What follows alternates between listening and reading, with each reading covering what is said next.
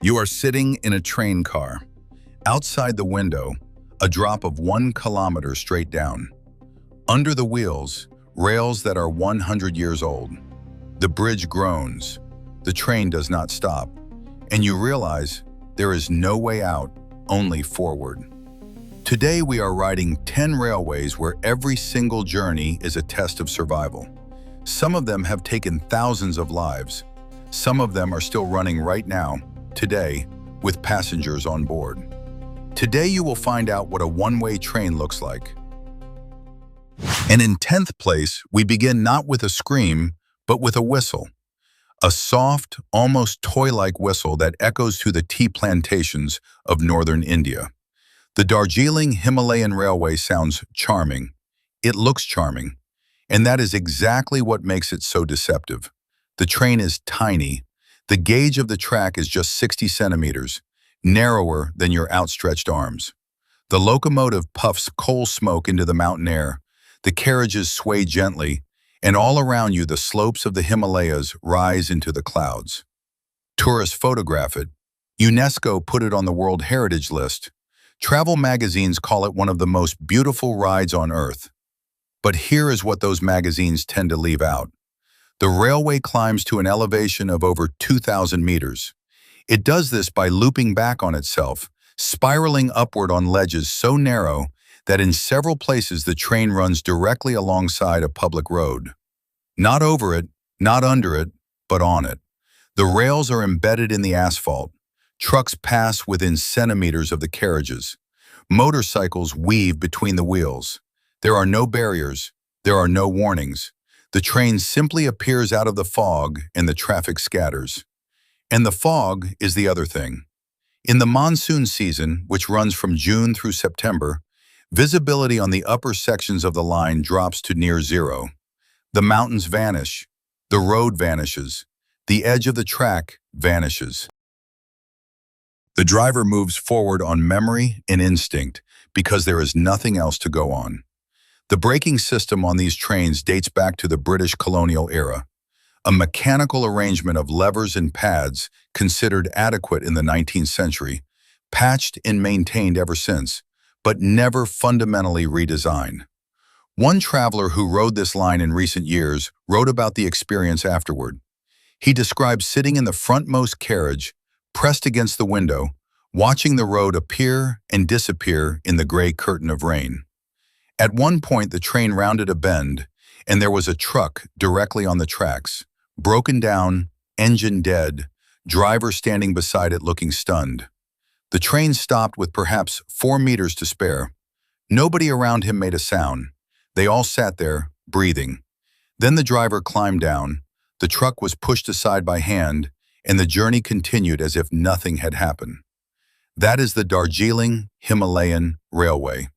Beautiful, beloved, and at any given moment, 4 meters from a very different kind of story. The slopes around Darjeeling are geologically unstable. Every monsoon season, sections of the hillside detach and slide. In some years, this closes the line for weeks. In others, the train catches the edge of a fresh landslide before anyone knew it was coming. In 2010, a section of track was buried under several meters of mud within hours of a train passing over it. The next scheduled train was redirected just in time. There are roughly 80 kilometers of track on this line. British engineers completed the railway in 1881, using a system of loops and switchbacks still in use today, reversing direction multiple times on a single ascent, climbing in zigzags up the face of the mountain. It is an extraordinary piece of engineering that is now over 140 years old, running through terrain that shifts and slides every single year. There is a local saying among the drivers of the Darjeeling Himalayan Railway that translates roughly as, "The mountain gives you the morning and takes back the afternoon." The morning light filters gently through mist and tea leaves as the train climbs with a kind of earned dignity. By midday, the clouds have descended, and the train is operating in conditions that no traffic control system anywhere else in the world would permit.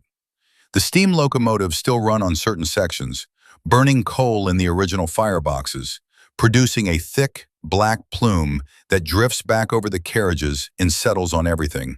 Clothes, hair, the pages of whatever book you brought. By the time you reach Gum, the highest station at 2,258 meters, you are pulling whatever layers you have over your shoulders and watching your breath cloud in the cold air.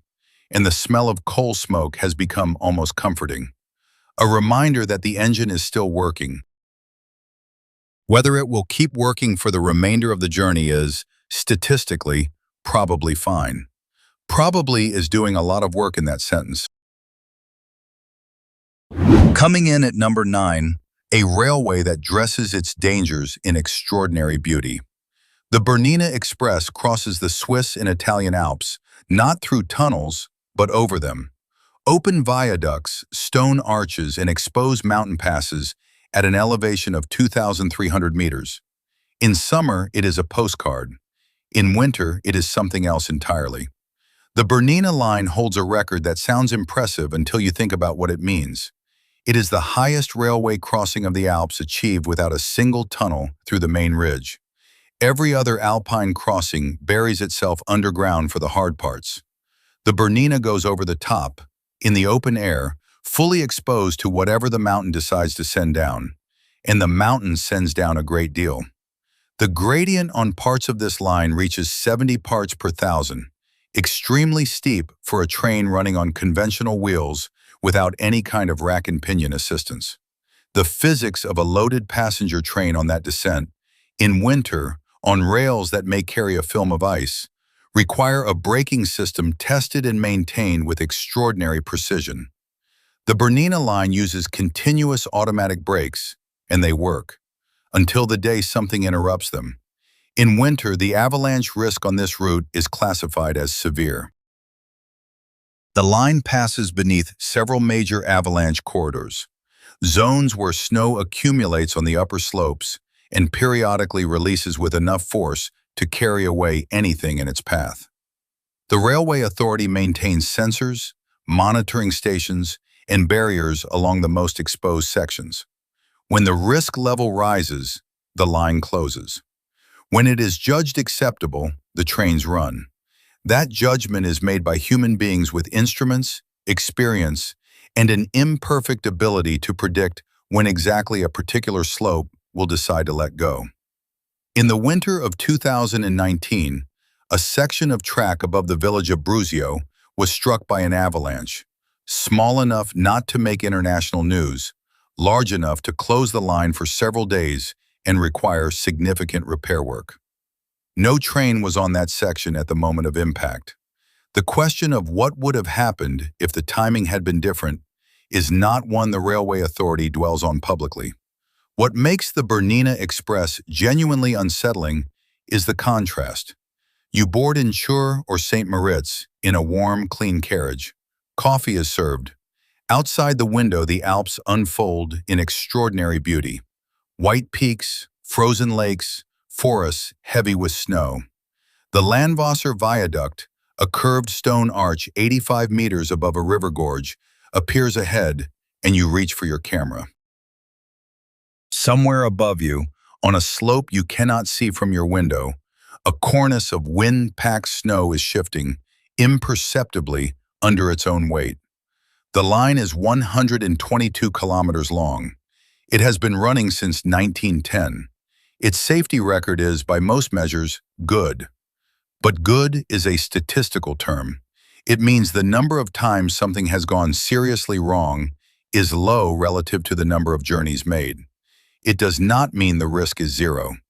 It means the risk is managed, every single day, by people doing their best against a mountain range that operates on its own schedule and answers to no one. In summer, when the snow is gone and the passes are clear, the Bernina Express is genuinely one of the most beautiful train journeys on Earth. The light on the Morteratsch Glacier, the descent into the palm trees of Tirano, the sense of crossing something enormous and ancient, it is all real, and it is all worth experiencing. Just perhaps not in February, when the wind is blowing from the north, and the upper slopes have been loading snow for 3 weeks without a release. Eighth place takes us to the end of the world. Not metaphorically, geographically. The Tren del Fin del Mundo runs just outside Ushuaia, one of the world's southernmost cities, through terrain that feels like the earth forgot to finish it. Raw, treeless, scoured by weather that arrived directly from Antarctica and never stopped. You are not prepared for the wind. Nothing prepares you for the wind. It does not arrive gradually. It does not build. One moment the air is still, and the landscape seems merely bleak, almost peaceful in its emptiness. Then the carriage lurches sideways and the sound hits, not a howl but a roar, a full-body roar that comes through the metal walls and the floor and the seat beneath you simultaneously. You grip whatever is closest because your body decides to grip it before your mind has processed what is happening. Patagonian gusts reach 140 kilometers per hour here, and documented events have pushed beyond 180. At those speeds, the word wind stops being adequate. It is a force that reorganizes the landscape. The carriages of the Tren del Fin del Mundo are small, tourist-built, and light. They are sails on rails. On a bad day, they move, not derail, move laterally, pushed sideways until the wheel flanges catch the track and hold. The grinding sound that produces is something passengers describe for years afterward. Look at the trees outside and you will understand immediately. Every single tree in this landscape leans at the same angle, bent by decades of prevailing wind, frozen permanently mid-flight, like something caught in the act of escape. They have been trying to leave since they first took root. They have not made it. The landscape around the Tren del Fin del Mundo is a study in what happens when a living thing cannot move away from the thing destroying it. In winter, which in the southern hemisphere runs from June through August, the tracks disappear entirely under compacted ice and snow for weeks at a time. When the line reopens, the first run is an act of faith. The track has been cleared as well as possible, but frost cycles shift the ballast beneath the rails in ways that only become apparent when a wheel meets a section that has quietly moved. The nearest hospital is in Ushuaia. The nearest trauma center with full surgical capability is in Buenos Aires, a 3-hour flight away, assuming weather allows the airport to function. The railway was originally built as a prison line, carrying convicts deep into the forest to work logging sites. The prisoners who built it and rode it had no choice.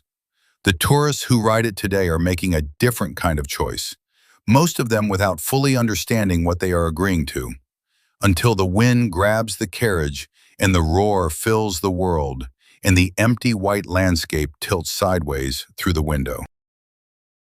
There is something about this place that stays with people long after they leave. Not just the fear, something harder to name. The sky here is enormous, without scale or reference.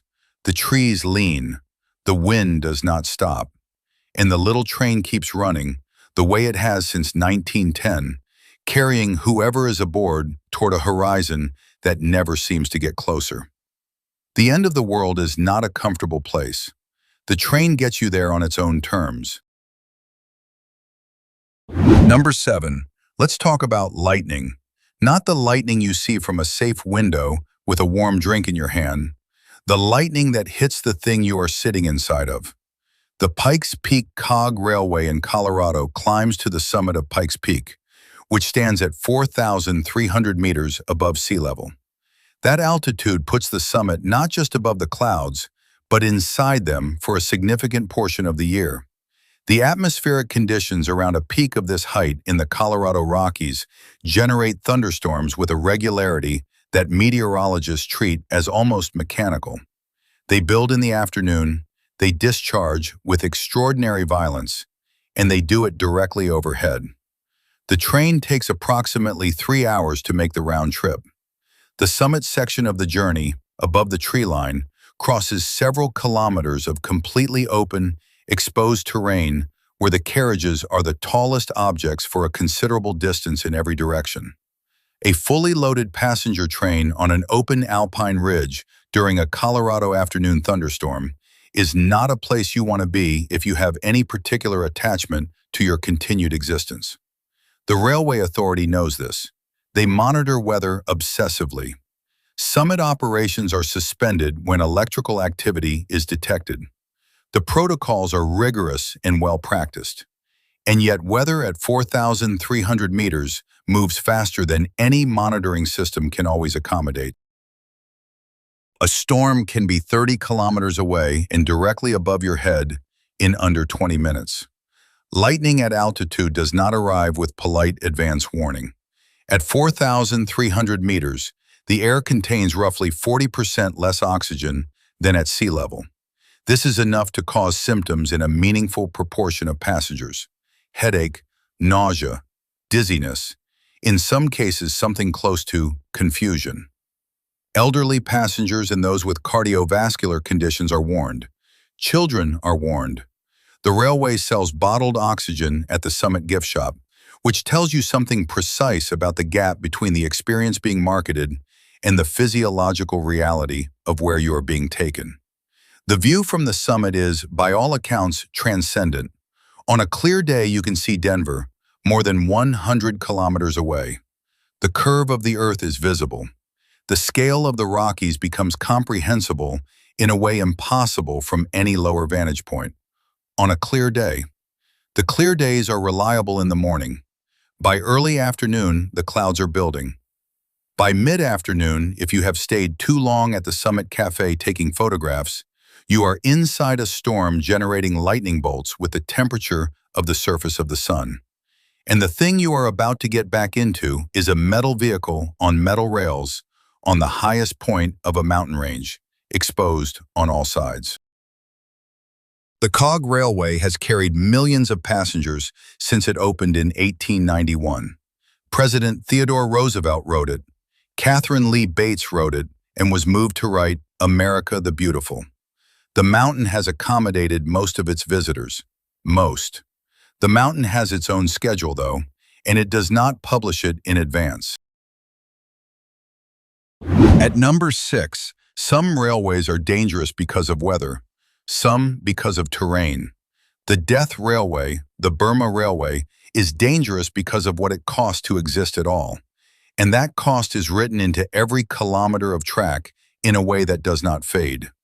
The line runs 315 kilometers through the mountains and jungles of western Thailand and into Burma, now Myanmar. The Japanese Imperial Army built it during the Second World War between 1942 and 1943, using the forced labor of 60,000 Allied prisoners of war and approximately 250,000 Asian laborers. The construction took 16 months. It killed an estimated 100,000 of the people who built it. 100,000 people in 16 months, more than 200 deaths per day, every day, for the entire construction period, from disease, starvation, beatings, exhaustion, and the specific brutality of a military command that had assigned a completion deadline and treated human life as a variable to be used up in service of meeting it. The most famous section is the Whampoa Viaduct, a wooden trestle structure rising 30 meters above a river gorge. Allied prisoners built it by hand, without machinery, cutting timber from the surrounding jungle under conditions that survivors later described as a sustained nightmare. Men worked through fever. Men worked through monsoon rains. Men who collapsed were sometimes beaten back to their feet. The structure they built still stands. The trains still run across it. Stand on the bridge at the River Kwai today and understand what you are standing on. A structure assembled by the hands of men who were being systematically destroyed. The bolts, the rails, the framework, maintained and repaired over the decades, but the bones of it are the original bones. The physical dangers of riding the Death Railway today are real but secondary to this. The wooden viaducts have not been replaced with modern materials. The Whampoa Viaduct sways in high winds. The riverbanks below it erode a little each monsoon season. The track gauge is narrow, the curves tight, and in several places the train passes through rock cuts blasted into cliff faces at angles that modern structural engineers would not approve for a new build. But the weight this railway carries is not measured in steel. It is measured in the specific gravity of places where human beings were broken in large numbers for a purpose history has judged entirely and without ambiguity. The jungle has grown back over the camps. The teak trees are enormous now. Somewhere beneath their roots, the remains of men who did not survive are still in the earth. A surviving prisoner who returned to Thailand in his old age stood on the Whampoa Viaduct and said he could still hear the sounds. Not metaphorically. He said that places hold sound the way stone holds cold. Long after the source is gone, the temperature remains. The train runs. The jungle breathes. The bridge sways slightly in the afternoon wind. And underneath everything, the sounds remain. The railway was completed in October of 1943. The Japanese army celebrated its opening. Within 2 years, Allied bombing had destroyed significant sections, and after Japan's defeat, the portions running into Burma were abandoned. The Thai section was retained and maintained, not as a monument, not as a memorial, but as a functioning railway in a country that needed the infrastructure. You can buy a ticket at Kanchanaburi station for almost nothing. The train departs in the morning, returns in the afternoon. You will sit in a wooden carriage on wooden seats and watch the landscape through open windows. The river below, the limestone crags above, the jungle pressing in from both sides with the absolute indifference of vegetation that has been growing here since long before any army came through. On the Whampoa Viaduct, when the train pauses briefly for tourists to photograph, look down at the river. The water is brown and slow-moving, catching light in shifting patches. Below where you are standing, somewhere in the accumulated silt of 80 years of monsoon flooding, are the things that fell during construction: equipment, personal possessions, people. The distance between where you are and where they are is exactly the height of the viaduct. What no film and no tourism brochure fully prepares you for is the sound the bridge makes when the train is on it. Not the solid, engineered sound of modern infrastructure, but a complex, layered sound of wood and metal interacting under load. The trestle transmitting vibration in ways you feel through the seat before your mind names what it is. The bridge is old. It is carrying you. And for the duration of the crossing, you know both of those things in your body in a way that knowing them in your head does not fully capture. Fifth place, and this one asks you to forget everything you know about how a train is supposed to move. The Devil's Nose, Nariz del Diablo in Spanish, is a section of Ecuador's national railway where the line must drop approximately 500 meters in elevation over just a few kilometers. The cliff face is too steep for any conventional approach. So the engineers who built this line in the early 20th century devised a switchback system, a series of zigzag tracks cut into the rock itself, where the train descends by alternating between forward and reverse, moving diagonally across the face of the cliff, gaining downward elevation with each pass. In practice, the train moves forward to the end of a section of track, stops, switches direction, and backs down the next diagonal section. Then forward again, then backward, over and over, descending the cliff in a series of precise reversals, with the rock wall pressing in on one side and open air falling away on the other. The Devil's Nose sections carry a gradient of around 5.5%, the kind of figure that sounds moderate until you understand the context. 5.5% on the face of a cliff, inside a train reversing its way downward in zigzags, with a valley floor several hundred meters below the window. At that point, the number stops mattering. What no statistic can capture is the silence inside the carriage as the train stops at the end of each section, hangs for a moment at the edge of the void, then begins to move backward over it. Until 2012, passengers on this section did not sit inside the carriages. They sat on the roof, not as a stunt or an attraction, as standard practice. The train was overloaded, space was limited, and the roof of the carriage was where you went if you wanted a ticket. Passengers climbed up, sat down on the metal surface, held on to whatever they could find, and rode the descent on the outside of a train as it reversed and re-reversed its way down a cliff face above a several hundred-meter drop. There are photographs of this. Rows of people on the carriage roof, legs dangling, the void beneath them unmistakably present. These were not thrill-seekers. They were ordinary passengers going from one town to another, and the roof was where they sat. People fell, not many, but some, and accounts from communities along the line describe multiple fatalities over the decades when roof travel was commonplace, most of them never formally recorded. In 2012, Ecuador's railway authority banned roof travel and restructured the line as a heritage tourist operation. The carriages now carry passengers inside, with windows, and the Devil's Nose descent is marketed as an adventure experience. The gradient is the same. The cliff is the same. The void beside the track is the same. Tourists now pay for the privilege of experiencing what those roof riders endured for free. The difference is that now there is glass between you and the drop.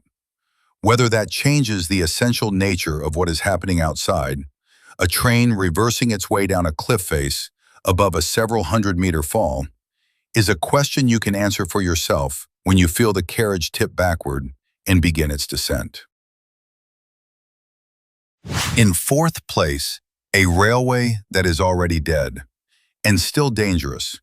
The Trans-Andine Railway was built to connect Argentina and Chile across the Andes, a crossing that geography makes almost deliberately difficult. The mountains here are not merely tall, they are a continuous wall of rock and ice running north to south for the length of 2 continents, with very few places where a crossing is physically possible. The engineers of the early 20th century found one of those places and spent years building a railway through it. The line reached its full length in 1910. At its highest point, it crossed the Andes at approximately 3,200 meters above sea level, a height where the air is thin, the weather is extreme, and the forces acting on metal infrastructure are unlike anything engineers are trained to handle at lower altitudes.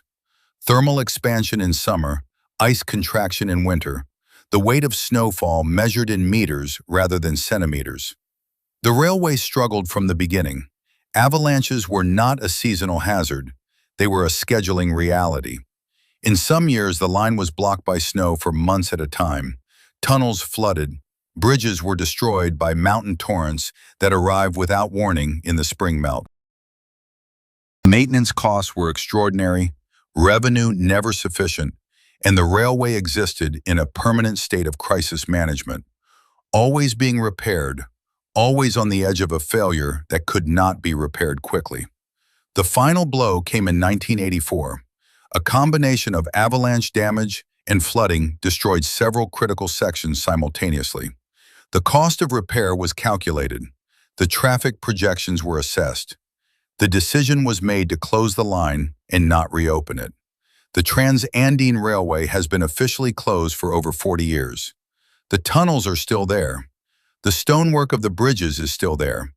The track in some sections is still there, buried under rockfall and vegetation, twisted by frost and thaw cycles, returning to raw metal as the rust takes hold. What makes this railway terrifying is not what happened while it was running, though the catalog of disasters in its 70 years of operation is long and grim. What makes it terrifying is that people still go in. Railway enthusiasts, photographers, adventure travelers, they enter the abandoned sections on foot and sometimes by vehicle. They find the tunnels dark, wet, and structurally compromised, ceilings partially collapsed, floor sections subsided into underground water. They find bridges crossing gorges where the original metalwork is so corroded that striking it with a hand produces flakes rather than a ring. They find sections of track that shift underfoot because the sleepers beneath them have decayed past the point of holding anything solid. Several people have been injured in the abandoned sections of the Transandine over the years. At least one has died. The Andes do not post warning signs. They simply continue doing what they have always done, expanding in summer, contracting in winter, sending water down every crack they can find. And the railway, without anyone to maintain it, falls further into the mountain each year. The dream of a full Transandine crossing has never entirely died. There are periodically proposals for a new route, a modern tunnel, better engineering. None have been built. The mountains wait. The old railway continues its slow dissolution, and the tunnels, in the dark, drip steadily into the silence. Whatever is down there has been waiting for over 40 years. It is patient. Third place belongs to a mountain with a world record you would never want to be near when it was set. On the 12th of April, 1934, the Weather Observatory at the summit of Mount Washington recorded a wind speed of 372 kilometers per hour. For 62 years, this was the highest surface wind speed ever recorded anywhere on Earth. The mountain held the record not because of a rare event, but because this is simply what Mount Washington is like. The summit sits at just under 1,900 meters, modest by global standards. But it stands at the convergence of three major storm tracks, creating conditions where extreme weather is not occasional, but structural. The summit is above the cloud layer for roughly 60% of the year. Below freezing temperatures have been recorded in every month of the calendar. The wind routinely exceeds hurricane force. There are signs at the base of the mountain, placed without irony, stating that the weather here may be the worst in the world. And there is a cog railway that goes to the top. The Mount Washington Cog Railway has been running since 1869, the first mountain climbing cog railway ever built. A central rack rail engaged by a cog on the locomotive, invented specifically for this mountain because the gradient is too steep for conventional traction. The steepest section of the track reaches a grade of 37%. For approximately 2/3 of its length, the railway runs on wooden trestles over the mountain's upper slopes, completely exposed to wind from every direction. There are no tunnels. There is no shelter on the track. If a storm arrives while the train is on the upper section, the train is in the storm. Weather on Mount Washington moves faster than monitoring systems can always accommodate. Fog arrives in minutes and cuts visibility to a few meters. Ice forms on the rack rail in conditions that seemed acceptable 30 minutes earlier. The wind shifts from manageable to structural in the time it takes to descend one trestle section. The workers at the Summit Observatory do not commute daily. They stay for weeks at a time because the weather can make the mountain inaccessible for days on end. They have described waking to find the observatory buried to its windows in drifted snow, the wind loud enough that conversation inside requires shouting, the outside temperature far below what any human being should be standing in unprotected. Tourists who ride the cog railway on a clear summer morning arrive at a summit that looks almost inviting. They visit the observatory gift shop. They photograph the sign that says, "Home of the world's worst weather." They find it charming. Then the afternoon arrives, the clouds build from the west, the temperature drops 15 degrees in an hour, and the wind starts its work. The charming sign becomes a factual statement. 150 years of redesigns and improvements later, the train still goes up the same mountain, through the same weather, on the same basic principle. The weather has not been redesigned. It holds its record in reserve, waiting for the afternoon when conditions align correctly, and the tourists on the upper trestles finally understand what that sign was actually saying. Second place, no passenger carriages, no seats, no schedule that answers to you. The Mauritania iron ore train is nearly 3 kilometers long. It moves through the Sahara Desert from the iron mines in the interior to the port city of Nouadhibou on the Atlantic coast. The journey is approximately 700 kilometers and takes between 12 and 20 hours, depending on factors that are not fully within human control. There are no passenger carriages. This is the essential fact about the iron ore train that separates it from everything else on this list. The carriages are open-topped steel containers, each one filled with hundreds of tons of crushed rock. The rock is loaded at the mines, the rock is unloaded at the port. Between loading and unloading, the train moves. People ride in the ore. They climb into the open containers, find the least angular surface they can, and settle in for 12 to 20 hours in an open metal box crossing the Sahara. In the daytime, in summer, the temperature inside a steel container sitting under a desert sun can reach 55 degrees Celsius. At night, particularly in winter, the temperature drops near freezing, and the wind at the train speed, sometimes 80 kilometers per hour on the straight sections, creates a wind chill that strips warmth from a body with efficient cruelty. People have frozen to death in the ore containers of the Mauritania iron ore train. People have also died of heat stroke, dehydration, and suffocation from the iron dust that the ore generates as the train moves. The dust is a specific horror. Iron ore moving at speed in an open container produces a fine metallic dust that coats everything: skin, lungs, eyes, clothing. Passengers cover their faces with whatever cloth they have. It is not enough. After a few hours, the inside of your mouth tastes of metal. The air you are breathing is not clean air. Over the length of the journey, the accumulated dose of iron particulate reaching your lungs is something a medical professional would find alarming. Why do people do this? Because for communities in the interior of Mauritania, the iron ore train is the only connection to the coast. There are no paved roads across this section of the Sahara. There are no buses. The official transport options for civilians in this region reduce, in practice, to one: the train. And the train does not stop for you. It slows at designated points, and you run alongside it and climb, or you miss it and wait, sometimes days, for the next one. The train does not stop for other reasons either. If someone falls from the ore container while the train is moving, and people do fall, particularly at night when exhaustion defeats their grip, the train does not stop. The standard advice for riding the iron ore train is to tie yourself to something if you intend to sleep. Some people have nothing to tie with. Some people fall asleep before they have the chance. One journalist who rode the iron ore train for an assignment wrote about the experience with a specificity that stays with you. She described lying in the ore at midnight, watching the stars through the dust haze, the metal cold against her back, the train swaying on imperfect rails, and feeling something she could not quite locate in her vocabulary. Not fear, exactly, but an awareness of her own smallness in a landscape entirely indifferent to whether she arrived or not. The iron ore train has been running this route since 1963. It will keep running it. The ore is still in the ground. The port is still on the coast. The people of the interior still need to move. And the stars over the Sahara are still the most extraordinary thing you will ever see from the inside of a steel box, if you can keep your eyes open long enough to see them.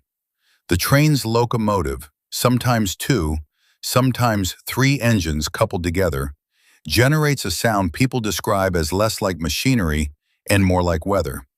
A low, continuous roar felt before it is heard, transmitted through the desert floor, arriving at your body as vibration before your ears register it as sound. In communities along the route, people can tell by the quality of that vibration whether the train is running light or heavy, whether it is on schedule, whether the night crossing will arrive before dawn or after. The Sahara here is not the soft, dune-covered desert of popular imagination. It is hardpan, hamada, the stony desert where the rock is exposed and the wind has stripped everything else away. Colors shift as the train moves: rust red near the mines where the iron ore stains the ground, then beige, then gray, then the faded yellow of ancient stone as the route drops toward the coast. At night, none of these colors are visible.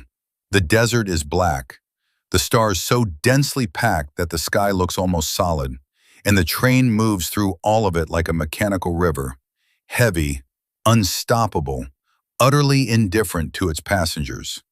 Several travelers who have written about the experience describe a point, usually around hour 10 or 11, when something shifts internally.